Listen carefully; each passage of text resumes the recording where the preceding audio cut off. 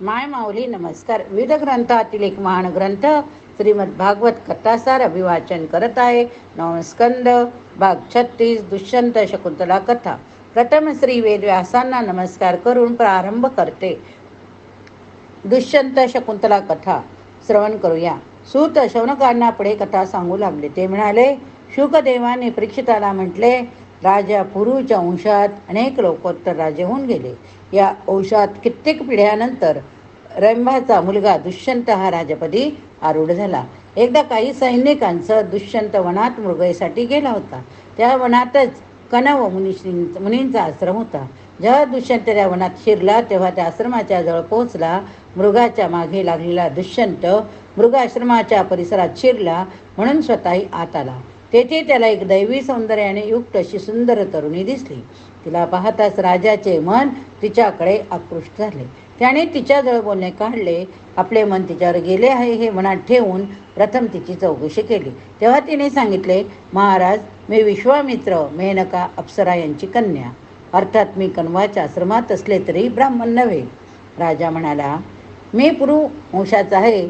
माझे मन तुझ्यावर आकृष्ट झाले आहे, पण पुरुवंशीय लोकांचे मन क्षत्रिय वंशाकडेच ओढ गेल.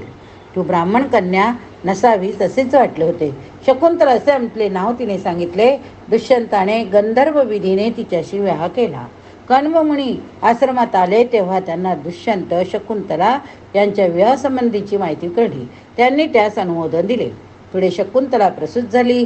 तिच्या मुलाला घेऊन ती दुष्यंताकडे गेली, पण दुष्यंत तिचा स्वीकार करीना. त्यावेळी आकाशवाणी झाली, दुष्यंता, ही स्त्री हिचा पुत्र तुझाच आहे. ही गोष्ट मान्य करू नको. या मुलांचे भरणपोषण तुलाच केले पाहिजे. शकुंतलेला तुला स्वीकार केलाच पाहिजे. कण्व ऋषींच्या आश्रमात तू गांधर्व विधीने तिच्या सेवा केलास ते विसरू नकोस. त्यानंतर राजाने प्रजेच्या अनुमतीने शकुंतला तिचा पुत्र यांचा स्वीकार केला. भरत असे त्या मुलाचे नाव ठेवले. तो पुढे चक्रवर्ती राजा झाला. त्याने अनेक यज्ञ केले, मोठमोठे पराक्रम केले, पुष्कळ दानं दिली. त्याला भगवंताचा वंशावतार मानले जाते. त्याने अखंड कीर्ती वैभव मिळवली. विदर्भ राजाच्या 3 कन्या त्याच्या भार्या होत्या, पण त्याचे मुलगे भरताच्या मानाने पराक्रमी नव्हते. त्यामुळे त्यांना वाईट वाटत असे. आपल्या गुणहीन मुलांचा त्या मातांनी घात केला. राजाने पुढे मरुत्स्तोम नावाचा यज्ञ केला. तेव्हा मरुत्गणांनी प्रसन्न होऊन त्याला भरद्वाज नावाचा एक मुलगा दिला. परीक्षिता, या भरद्वाजाचा पुत्र मन्यू, त्याचा पुढे वंश पुष्कळ वाढला. त्याच्या वंशात रतिदेव हा राजा झाला. या रतिदेवाची कथा आतापर्यंतच्या सर्व भक्त चरित्रापेक्षा विलक्षण आहे. ती मी तुला सांगतो. सूत शौनक संवादात शुकदेवांनी परीक्षिताला सांगितलेल्या कथांची माहिती असंख्य श्रोते नैमिषारण्यात ऐकत होते. या ठिकाणी कथा संपली.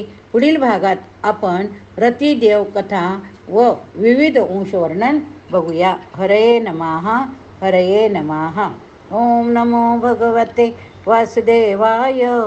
एवं रूपं सदा कृष्ण सूर्णार्थ भावये सुधी. देवकी सूत गोविंद वासुदेव जगत्पते. हरि ओम तत्सत. हरि ओम तत्सत. श्रीकृष्णार्पणमस्तु. शुभं भवतु. पुढील कथा रतिदेव कथा व विविध अंश विस्तृतन.